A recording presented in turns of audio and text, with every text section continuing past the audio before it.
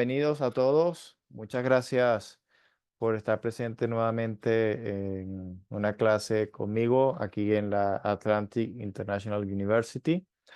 Ya son, creo que esta es la clase, creo, la número 18, 17 que imparto para la universidad y siempre, para los que no me conocen o tienen tiempo sin venir, pues mis clases son enfocadas en la salud mental, pues soy psicólogo, pero siempre abordado de una manera integral, de una manera holística, de una manera empática y comprensiva con todas las dimensiones del ser. Y también, por supuesto, muy adaptada a los tiempos modernos, por decirlo de alguna manera. En muchas ocasiones también integro cosas del pasado, o por decirlo mejor, de ramas tradicionales, ancestrales de conocimiento, pues también soy instructor de yoga, Kundalini, y esta clase no será la excepción de eso, ¿sí? Hoy en esta clase nos enfocaremos, o va a ser la primera de por lo menos dos, no sé si 2 a 4 clases, porque siempre se termina extendiendo más de lo que uno imagina cada uno de estos temas. Nos vamos a enfocar en lenguaje del cuerpo. Sí, sin embargo, aunque ese lenguaje del cuerpo que todos conocen, o vamos a empezar bien, si nosotros pensamos en lenguaje del cuerpo, muchas personas podrán pensar en el lenguaje del cuerpo de que si la persona está mintiendo no ve a los ojos, o que se pone a sudar, o el lenguaje del cuerpo de si se pone a temblar si miente o si tiene miedo o si se pone pálido. Todo ese lenguaje del cuerpo también, obviamente, ¿sí? Sin embargo, aquí nos vamos a enfocar, al menos antes de eso, nos vamos a enfocar en cómo el lenguaje del cuerpo expresa nuestra identidad, ¿sí? Es un lenguaje del cuerpo no situacional o rara vez situacional, sino más bien estructural y de fondo, como una expresión de nuestra identidad, de nuestro subconsciente, de nuestro estado de ánimo sí puede influir, pero por lo general es ese lenguaje del cuerpo que sobre todo, bueno, los psicólogos podemos saber manejar ambos tipos de lenguaje del cuerpo, pero es a través del cuerpo, a través de cómo respiras, de cómo te mueves, uno puede entender no solo el estado de ánimo, sino la identidad, las tendencias de personalidad de cada quien, ¿de acuerdo? Entonces, a eso es en el que nos vamos a enfocar. Entonces, por eso esta primera clase se llama Esencia versus Carácter. ¿Sí? Y entendiendo el carácter, cuando muchas personas piensan en carácter, no sé qué tantos de ustedes muy probablemente piensen en el carácter, no, que yo tengo, o por lo menos así se entiende en Venezuela, ¿no? El carácter de que es una persona firme, que es una persona, eh, no sé, con principios o que es fuerte.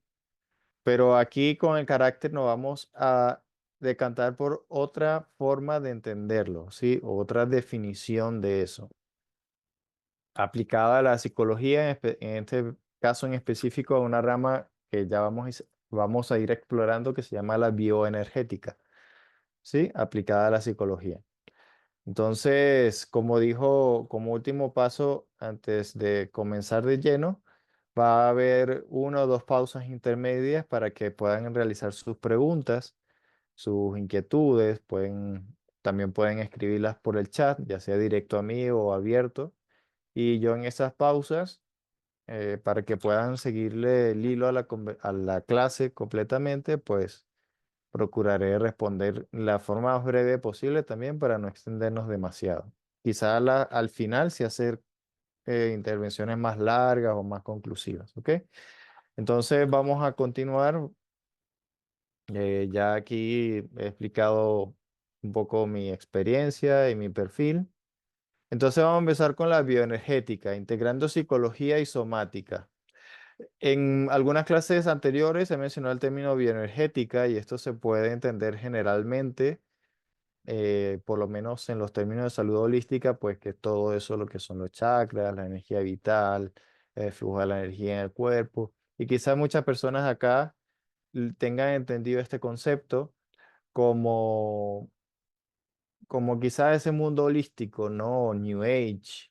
Y sí, se usa bastante. Sin embargo, también formalmente en la psicología se usa este término, una corriente de la misma. Se podría decir que es una corriente que deviene de la psicología dinámica o incluso del psicoanálisis, porque los padres de esta corriente, que voy a mencionarlos brevemente, tienen ese origen, ¿no? Que es el camino que inició Freud, el famoso Sigmund Freud, ¿sí? Pero aquí nos vamos a enfocar más que todo, sí, en la psicología, pero integrada a la somática. Eso ya lo voy a mencionar más adelante con más detalle, pero la somática viene de la palabra soma. El soma es un concepto en griego que se refiere al cuerpo, pero no el cuerpo nada más la carne, no solamente lo físico, lo estructural, lo fisiológico, sino que el cuerpo es el templo del ser y es una expresión a la vez de sí mismo. O sea, uno no puede disociarse o cortarse del cuerpo. Ahorita quizá están por desarrollar unas tecnologías de avatar, de implantar la conciencia en otros cuerpos, como en la película, pero eso todavía no existe. Y igualmente, esencial y para nuestra salud es que el cuerpo y la mente son uno. Y siempre he mantenido, y me he enfocado en buena manera en esa perspectiva en todas mis clases y también en mi terapia, en mis trabajos. Entonces,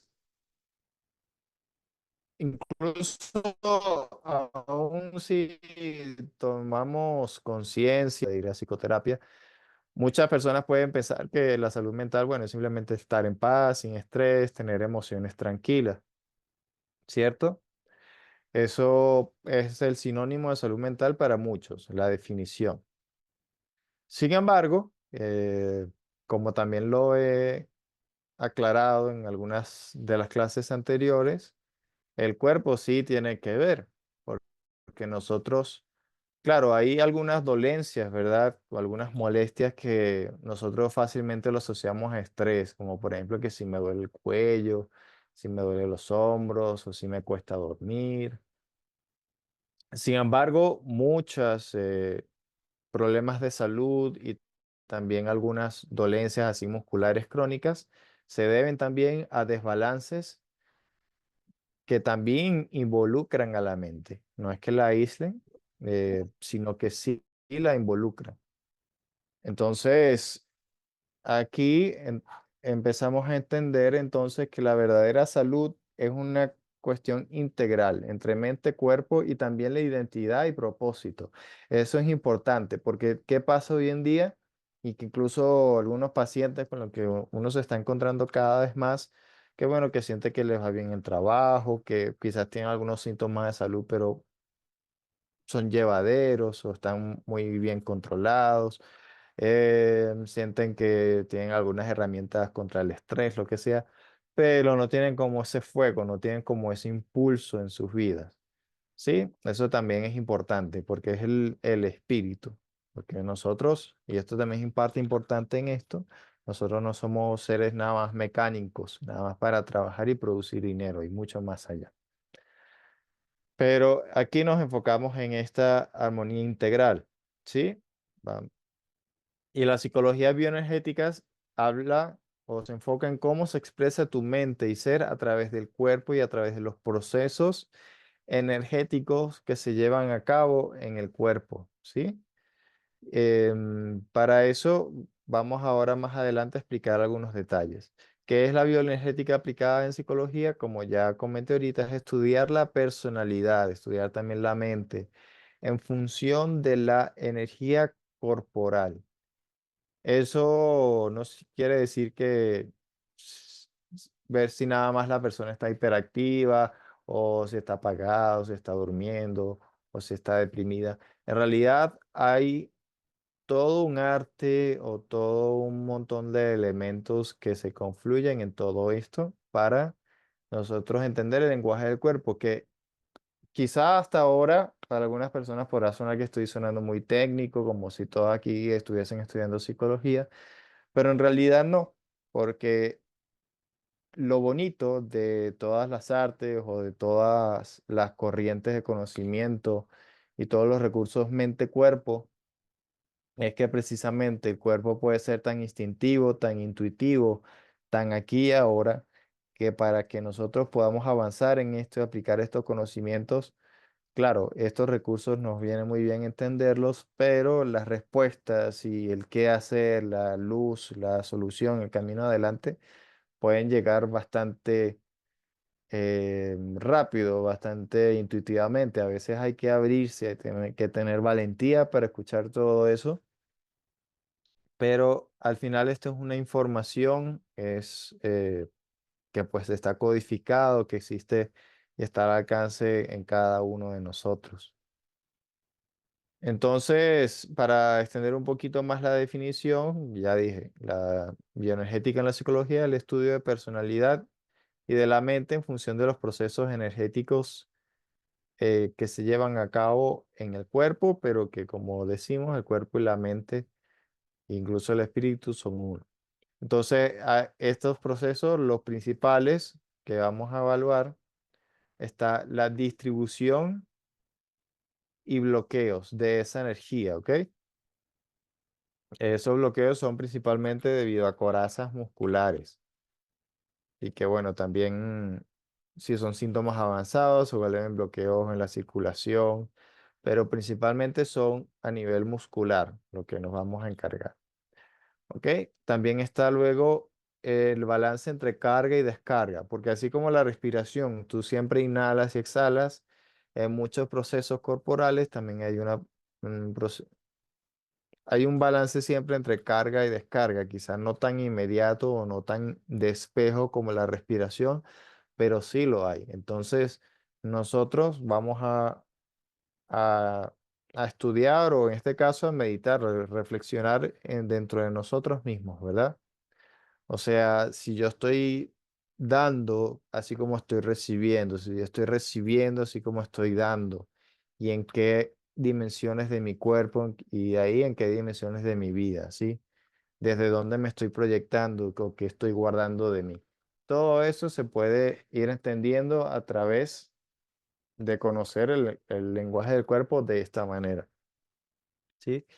Y obviamente de allí a la alineación corporal y algunos patrones en cuanto a la caminata, en cuanto a, sí, a la postura, al también, eso ya es combinado con la otra parte del lenguaje del cuerpo que es la gesticulación, ¿sí? Y algunos signos corporales. Pero la alineación corporal, pues precisamente va a hablar hacia como en qué partes están algunas contracturas y como qué parte de nuestra personalidad nos es más difícil.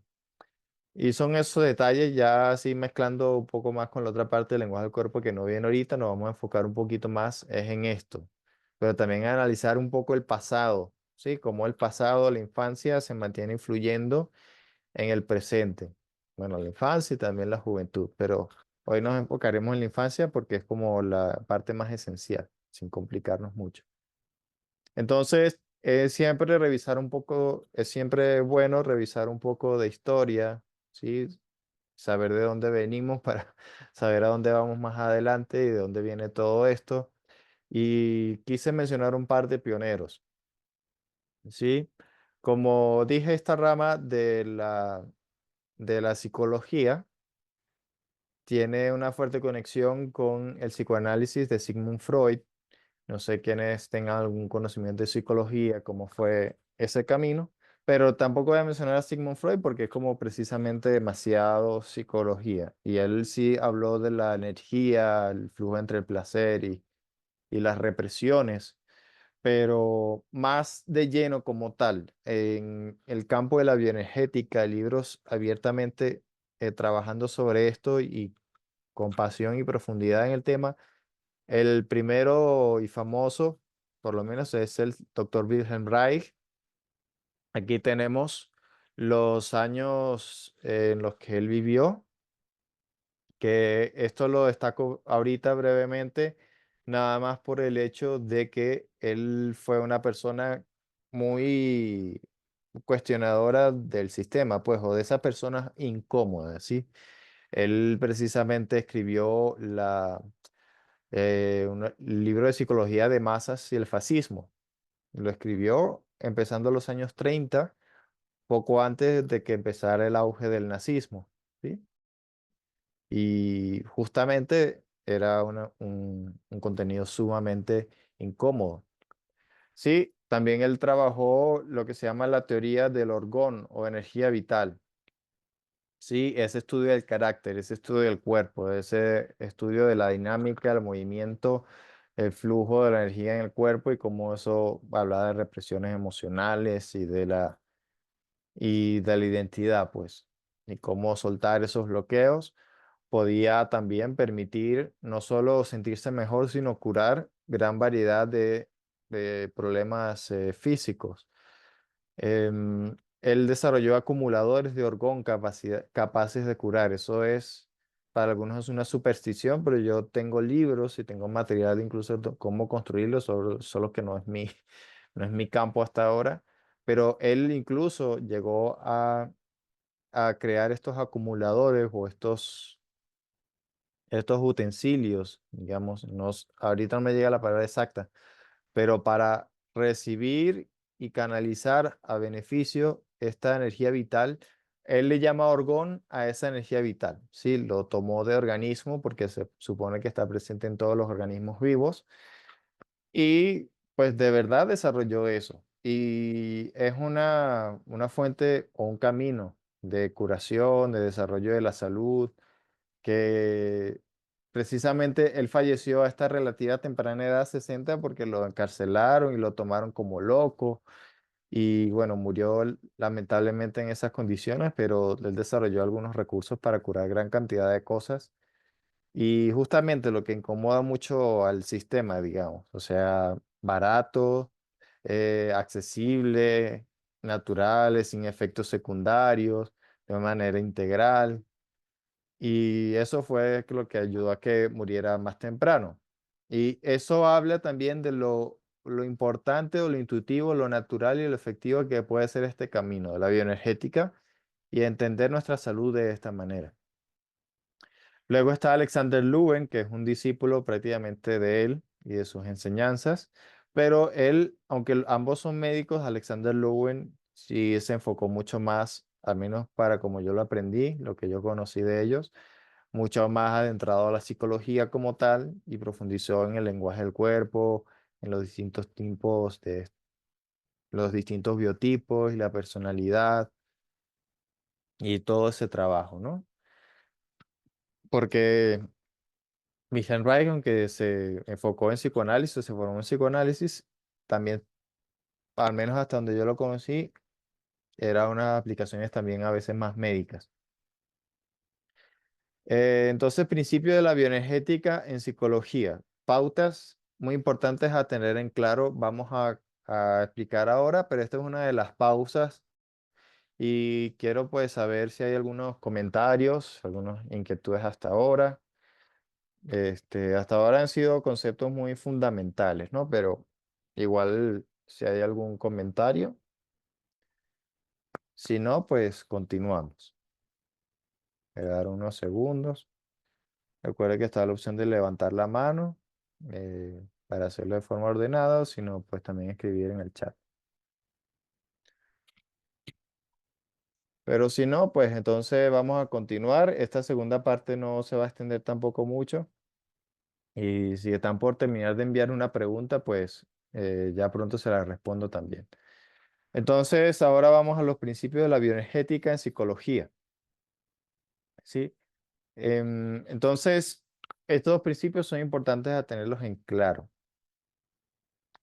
Primero, el concepto de soma, que ya lo adelanté previamente y es muy importante. Yo he escrito algunos libros, algunos contenidos en relación a ejercicios somáticos y estos temas. Y para mí es como muy importante no usar la palabra cuerpo, sino la palabra soma, ¿no? Porque la palabra soma no te habla solamente del cuerpo a nivel físico, the flesh en inglés, sino que te habla de toda esa integridad mente-cuerpo, todo funcionando en uno solo, ¿sí? Es, es también el principio del embodiment versus disociación. Embodiment, yo lo coloco en inglés porque me es más fácil, pero es como quizá alguien ahorita me facilite la palabra mejor, pero es como ese enraizamiento en el cuerpo y esa conexión con el cuerpo y en el aquí y el ahora, ¿sí? También con quién soy, no solo con quién soy a nivel de cómo me llamo y mi identidad civil, sino quién soy desde el corazón, ¿ok? Aquí y ahora, cómo me siento. Eso es muy importante. También el principio de carga versus descarga, eso lo vamos a ver más adelante, pero esto es muy importante entender que siempre hay una carga energética y una descarga, un intercambio de energía y un flujo a lo largo del cuerpo y en sus distintas partes. Y esas restricciones, por lo general, si son demasiado desbalanceadas y demasiado mantenidas en el tiempo, generan problemas primero a nivel mental, de estabilidad psicoemocional y luego a largo plazo, sobre todo quienes han estado y pendientes de mis clases anteriores, recordarán que también es- termina desencadenando problemas de salud físicos.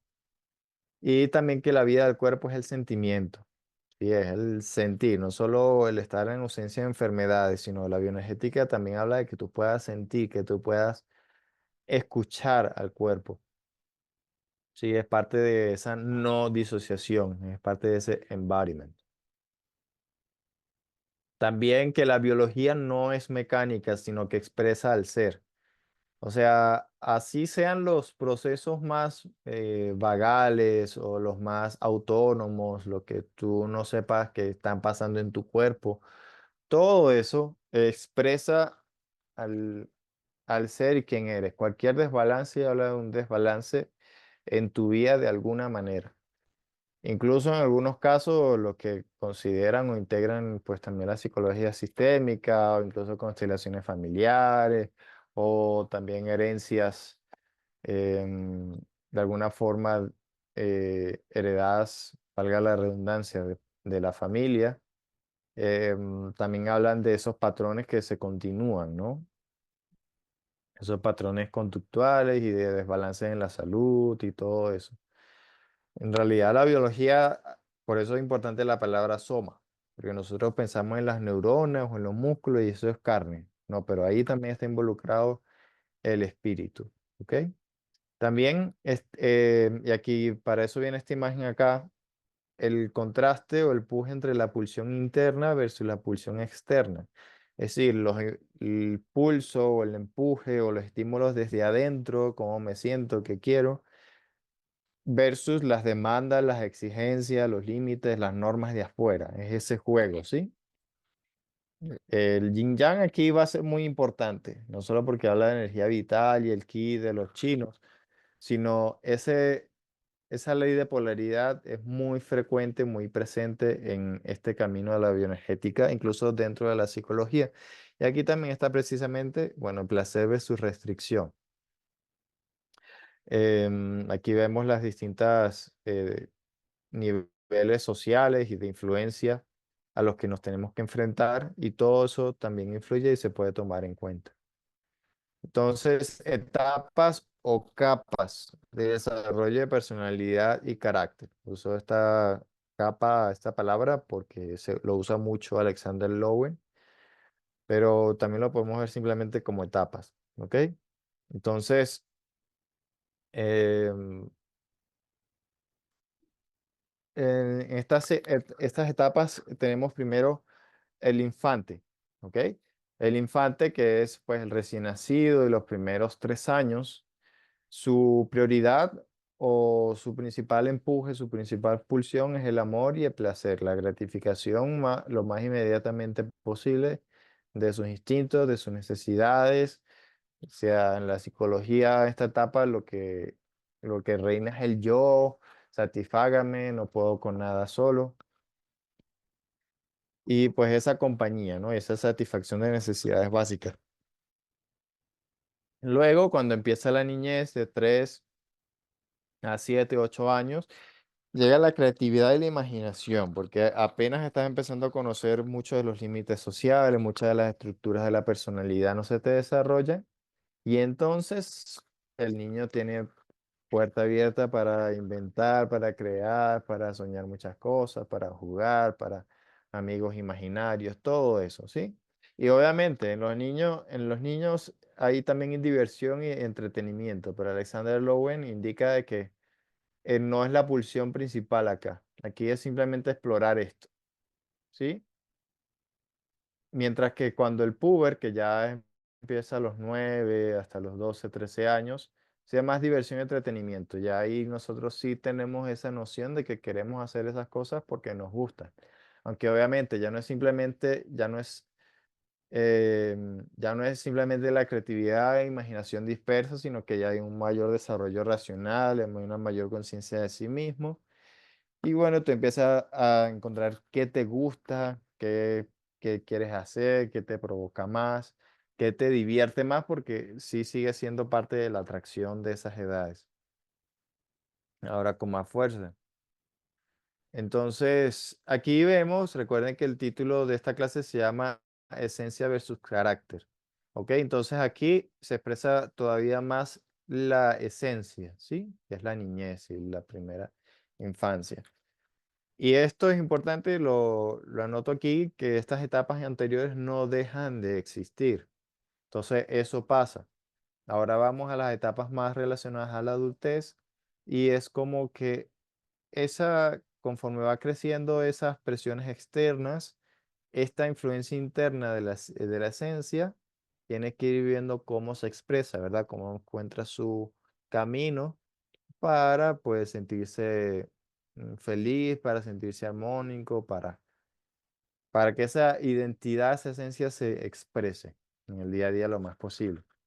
Entonces aquí empieza el romance y la aventura en la juventud, ¿no? Aquí estamos con la juventud, no hablamos de la adolescencia y empezando la adultez.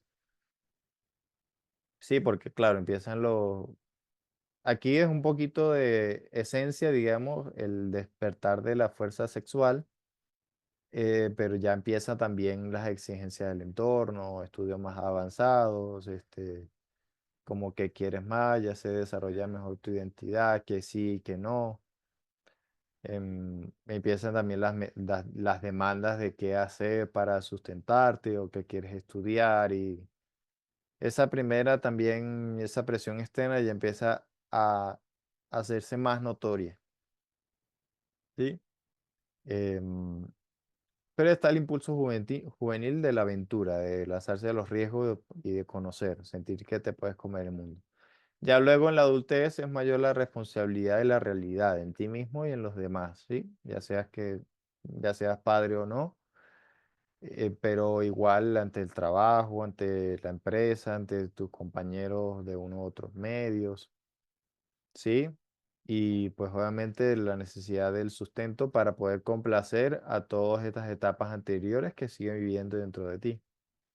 Y pues por último está el anciano, que es la sabiduría y la paz, tener la paz de conciencia, ¿no? Porque es cuando la edad la conciencia empieza a revisar para atrás y bueno, dice, mira lo que hice, lo que no, y empieza a enfrentar con la muerte y bueno, la paz ante la muerte es un reflejo de la paz contigo mismo y con lo que sientes que te ha quedado por hacer o no.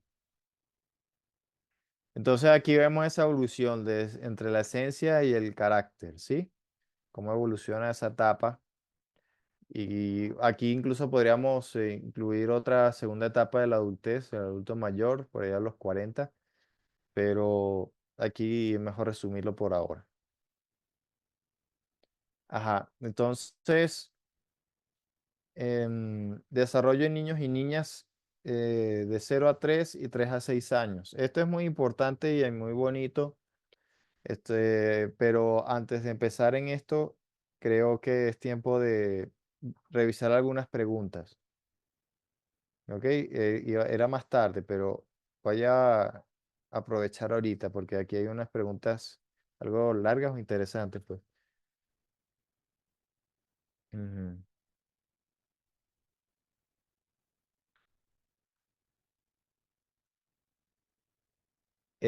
Bueno, la pregunta de Rubén Hernández, el lenguaje corporal, ajá, pero voy directo a la pregunta. Mi pregunta es, ¿cuál de los dos influye más en cómo te perciben? O sea, la esencia del carácter.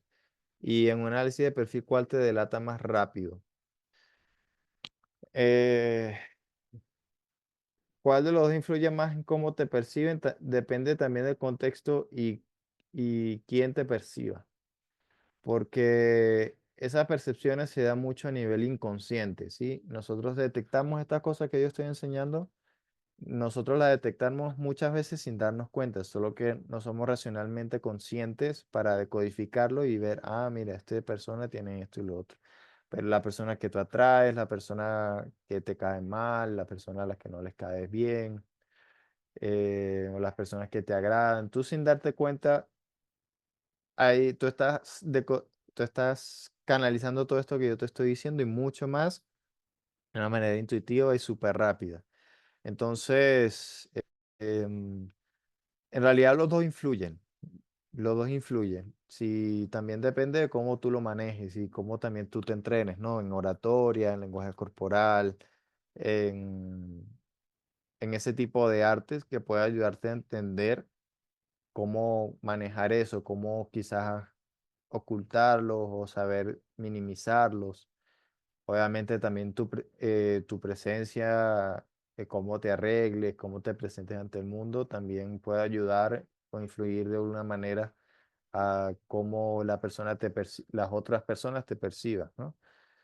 Em, en un análisis de perfil, ¿cuál te delata más rápido? Bueno, para mí, si una persona son las restricciones, el carácter que para mí delata mucho más, porque son cosas crónicas, ¿no? Entonces, para uno son como desbalances crónicos que tiene la persona y ya sea para bien o para mal, uno puede agarrarse de allí, ¿sí? Y operar en la otra persona o, o revisar más. Pero mientras más drástico sea, y también para mí, que también sé de esa parte de otra psiconeuroinmunología, pues sí, esos desbalances, ese carácter demasiado acentuado, esa restricción de la esencia tan desbalanceada, em, se refleja en problemas de salud y uno también los lee, los interpreta. Pueden revisarlas cualquiera de las 6 clases que di sobre decodificar problemas de salud y bueno, y allí tienen bastante material con que aprender. Hola, ajá, Cingarela, ¿cómo ayuda a la bioenergética a entender la conexión entre el cuerpo y la mente? ¿Y cómo puede ayudar en el tratamiento de las emociones y la conexión con el cuerpo? Bueno, como digo, la conexión entre cuerpo y la mente siempre está, ¿sí? Y es una cuestión de irla decodificando, de irla conociendo, de tú identificar, y eso existe, no solo lo inventó Alexander Lowen y Wilhelm Reich. Eso desde la medicina china, desde la Ayurveda, de la India y el yoga. Ellos ya hay músculos que tienen asociación con bloqueos con distintos órganos o sistemas. Y esos órganos o sistemas hablan de, pues, de desbalance en algún aspecto de la espiritualidad y la mente. Sí, entonces aquí la bioenergética psicológica lo que ayuda es en el ámbito de la psicología y de la mente racional a entenderlo de esa manera, ¿no? A poder aplicarlo de esa manera. ¿Y cómo puede ayudar en el tratamiento de las emociones y la conexión con el cuerpo? Mira, está los ejercicios somáticos.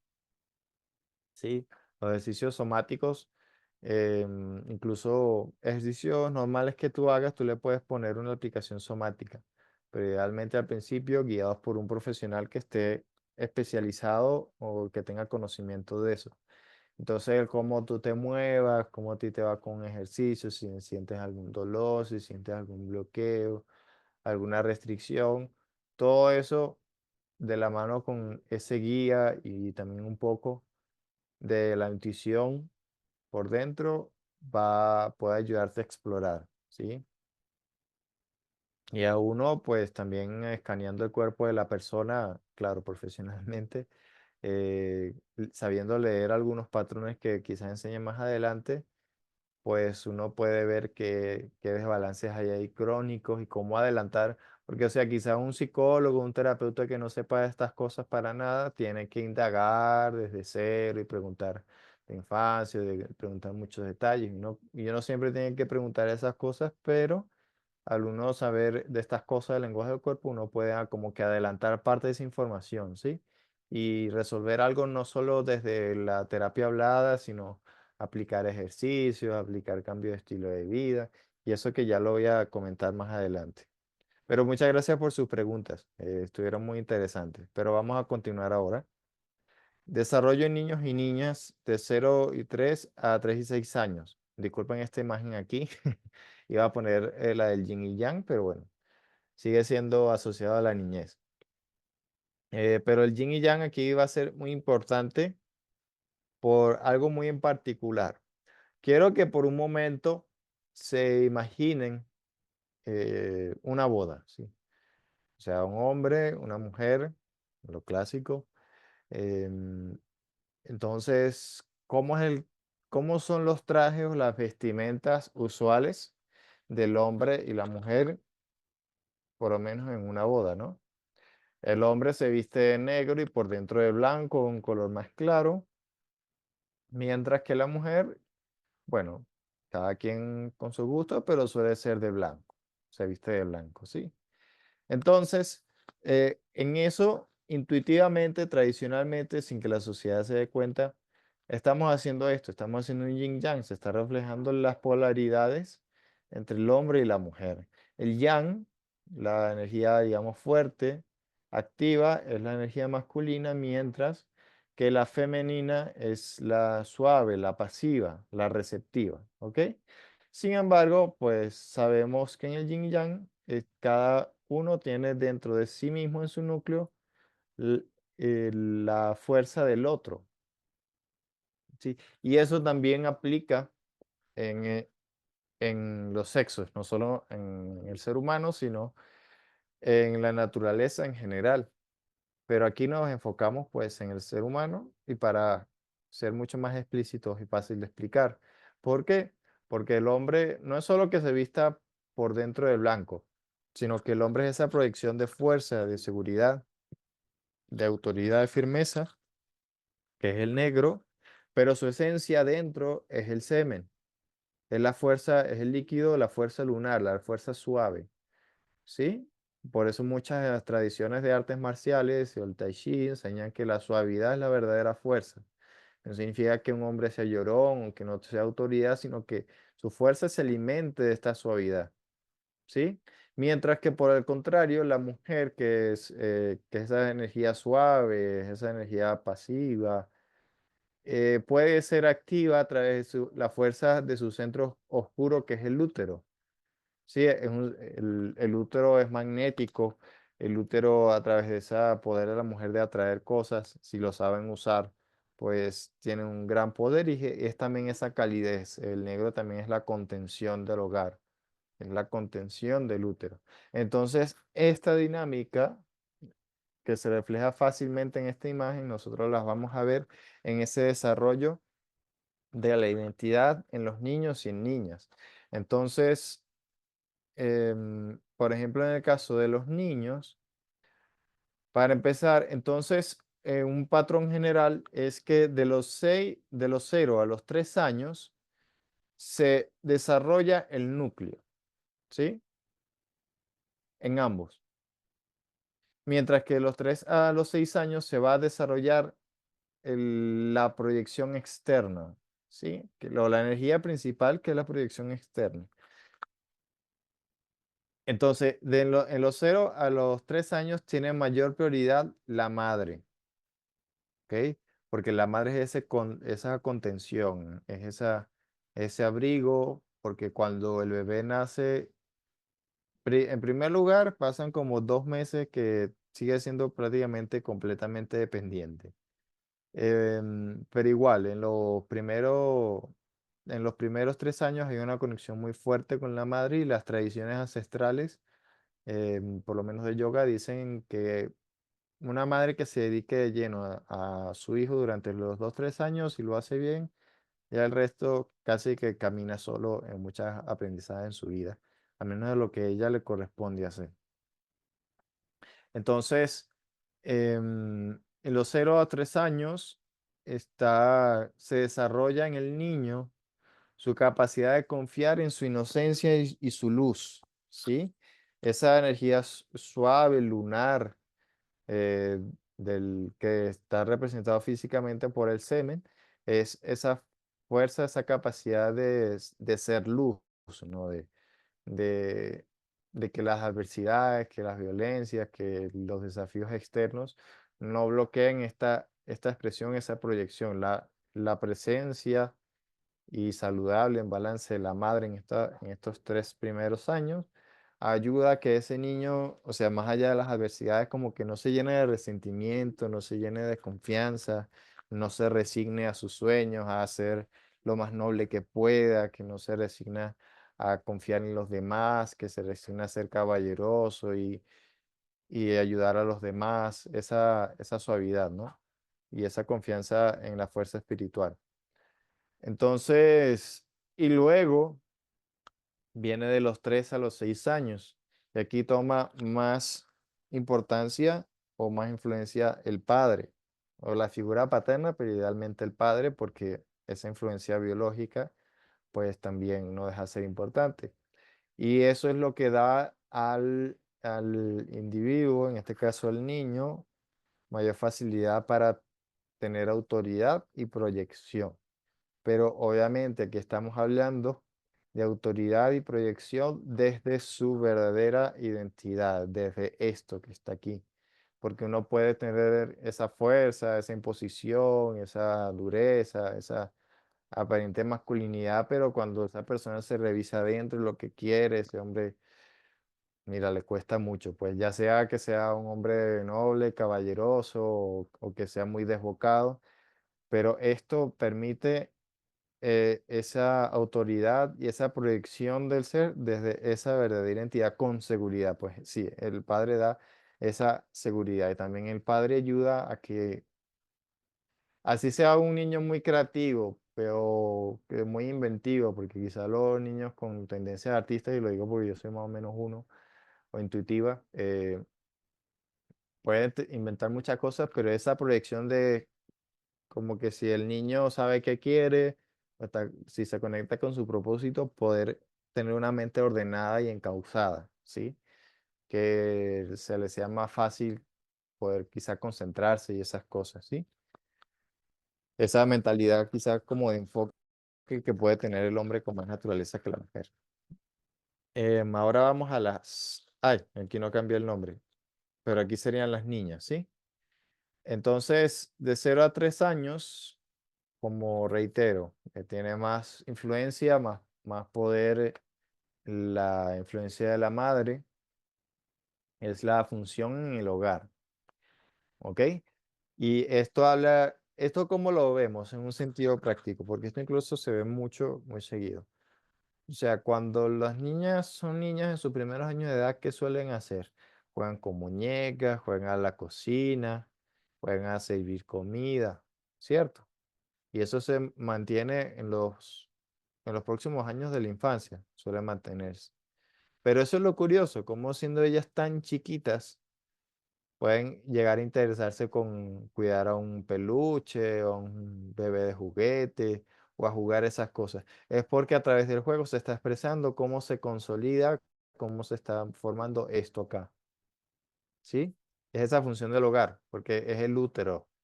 Entonces la mujer es esa contención, es ese abrigo, es esa fuerza magnética tanto para la psique del hombre para mantenerse centrado como para sus hijos también, ese amor de hogar.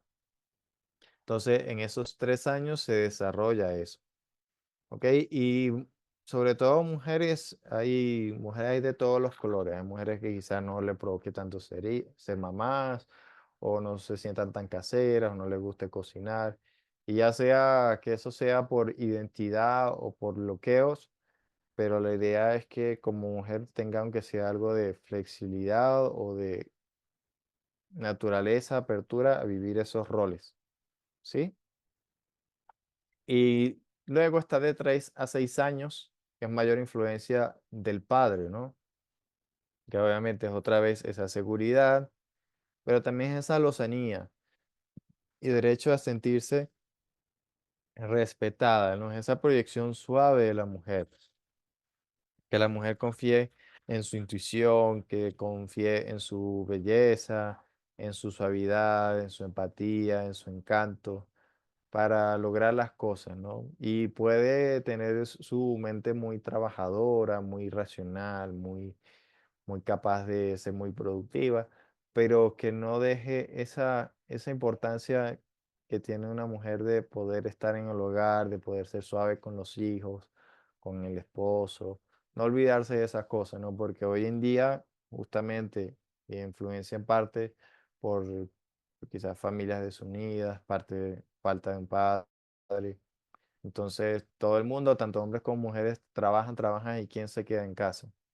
Sí, entonces esa función, por más que trabaje o no la mujer, para mí es correcto que la mujer no trabaje tanto como el hombre, al menos no toda la vida, pero que pueda ejercer esa función y expresar esa suavidad, ¿no?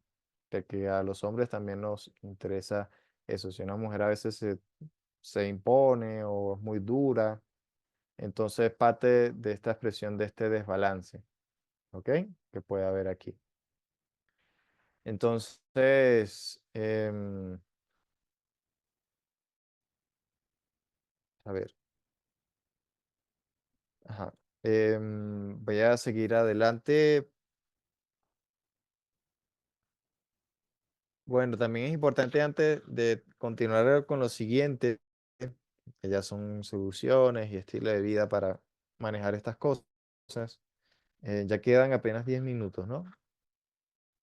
Pero es importante aclarar que la esencia, esto a mí se me olvidó agregarlo porque, bueno, es como de otra corriente. Yo ahorita estaba como enfocado en los materiales de Reich y Lewin, pero la esencia es la esencia que nosotros tenemos de ser, pues obviamente tiene varias cuestiones de influencia, ¿no? Que estamos viendo como que influye en el carácter, que es como la presión de afuera y la influencia de afuera. Por de esencia, tenemos influencia en primer lugar, obviamente la genética de nuestros padres, y de ahí, pues el temperamento. Sí, pero el temperamento son esos impulsos, esa personalidad inicial que se va moldeando con el carácter. Porque también es importante aclarar que obviamente no es que si nosotros somos pura esencia y pura soy yo como soy yo y listo. No, también se necesita un balance, saber adaptarse al entorno, ¿sí? Saber adaptarse a los contextos, a la supervivencia, al aquí y al ahora. Sí, y eso también es parte de lo que se va formando a lo largo de la adultez, bueno, y desde la niñez. Pero entonces tenemos esa influencia genética, tenemos la influencia de crianza, tenemos la influencia alimentaria, porque nosotros podemos tener una excelente genética, pero si no nos comemos bien, igual no vamos a tener la energía para rendir lo mejor posible y vamos a estar predispuestos al estrés.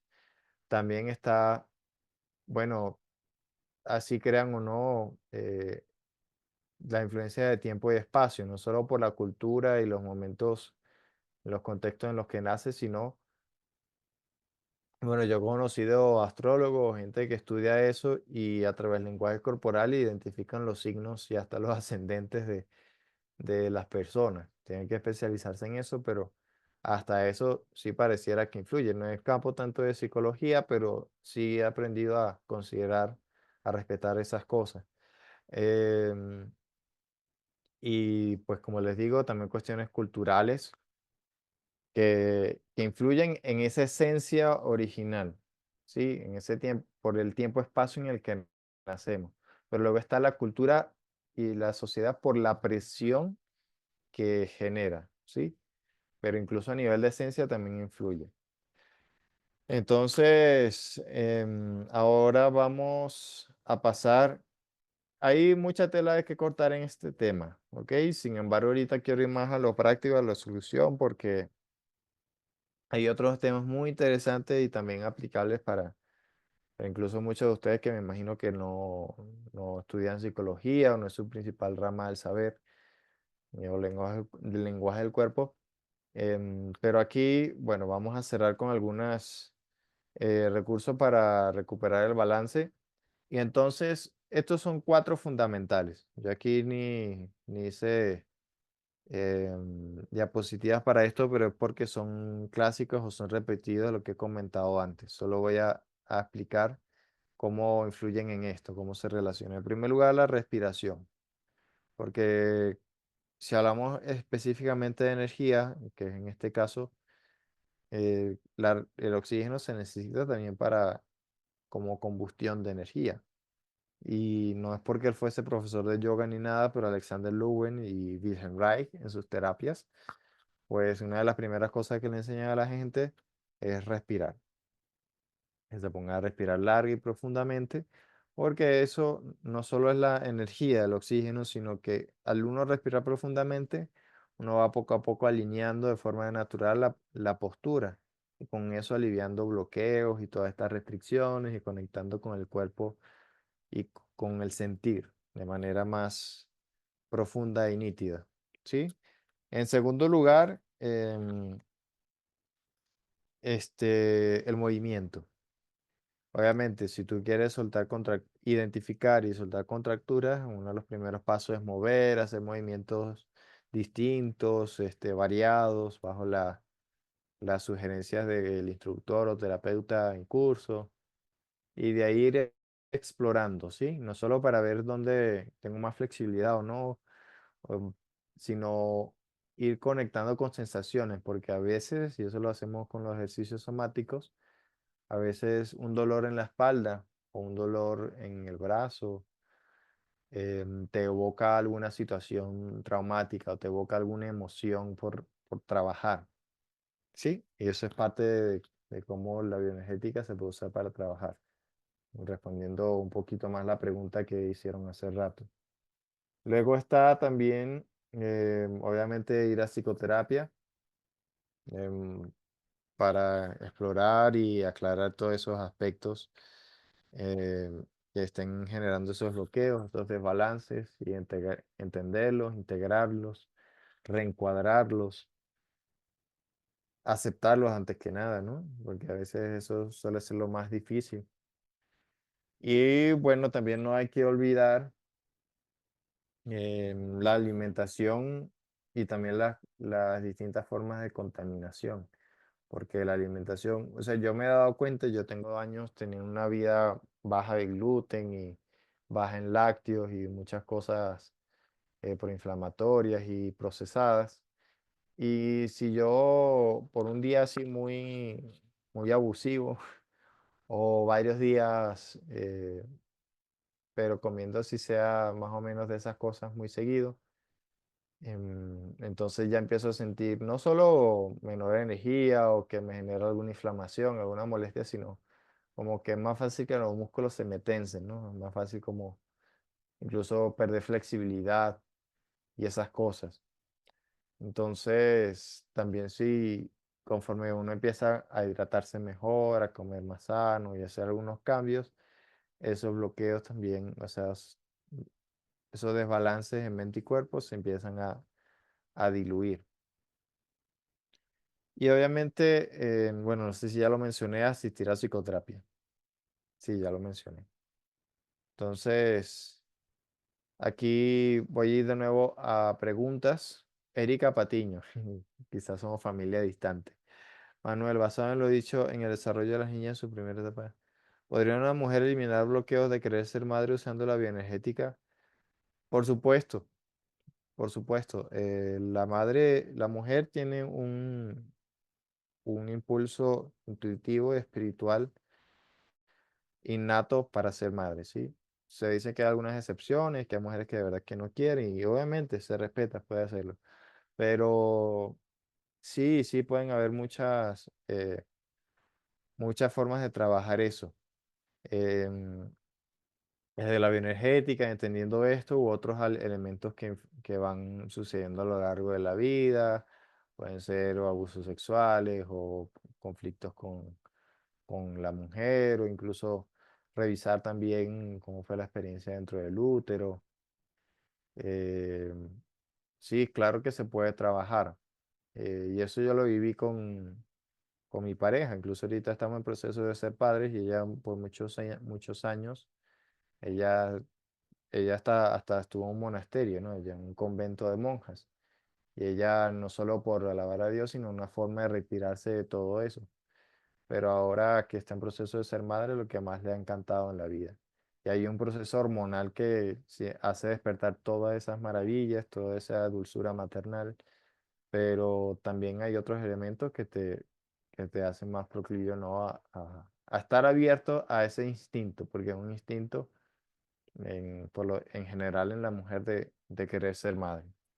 Y quien quiere, puede. Obviamente, la importancia es que no, si lo vas a hacer o si tienes alguna persona que lo va a hacer, no haga porque, ay, porque la sociedad dice que hay que ser mamá, no, sino que tú sientes que sanando eso, de repente hay algo por sanar, pues, o vas a tener un beneficio, no solo la posible bendición de ser madre, sino de poder liberar esas cargas, esos dolores. Entonces, bueno, esa es la pregunta, Erika. Aquí está otro de Tomé Martins, creo que ya nos hemos visto varias veces. ¿Cómo controlar psicológicamente una mente muy lenta en bioenergética de niñas en niñas? Ajá, o crianzas. Bueno, estás diciendo, estoy entendiendo, Tomé, que estás hablando de cómo lidiar con una mente muy lenta. Eh, bueno, responde si estoy entendiendo bien. Eso, todo lo que tiene que ver con lentitud, tiene que ver por lo general con metabolismo bajo, o metabolismo lento, mejor dicho. Sí, porque es metabolismo, porque eso habla de la capacidad de mover energía, la capacidad de pensar, de proactividad. Entonces, para situaciones proactivas o personalidades y biotipos que tienden a esa lentitud, esa pesadez, no me extrañaría. Corrígeme, Tomé, si esos niños son con algo de sobrepeso, o sea, obesos o porque estén gorditos.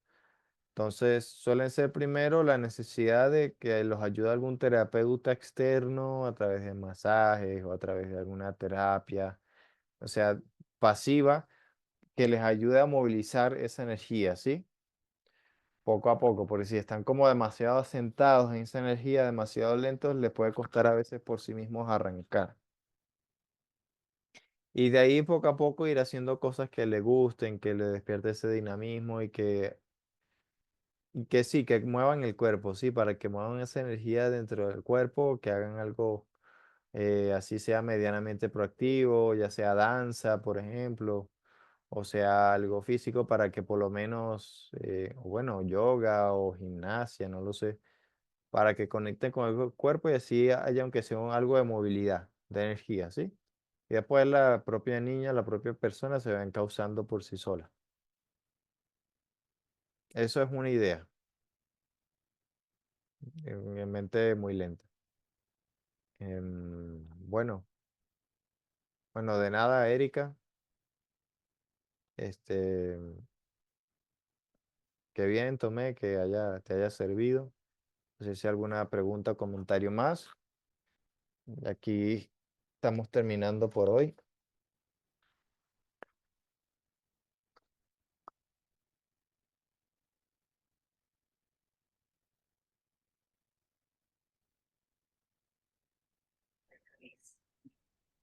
Pues ya no hay preguntas, ni aportaciones, Manuel. Entonces, damos por finalizada la clase del día de hoy. No sé si quieras decir algo ya para despedirnos.